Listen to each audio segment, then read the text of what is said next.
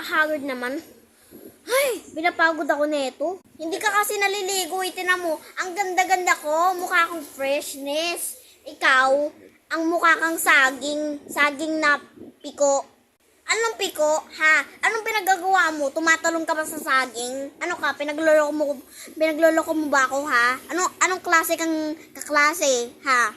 Umayos ka nga, baka gusto mo makatikim ng talbos ng kamote. Hindi yan totoo. Hindi ako tumatalon na piko sa saging. Ano ka, kakaiba, ha? Mukha kang walang respeto, ha?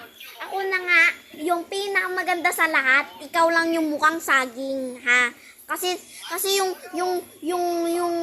yung dito mo kahabaan eh. Mukha kang witch. Tagalog to, hindi to English. Mangkukulam, tanga. Bakit nagkakagulo kayo dito? Ano ito?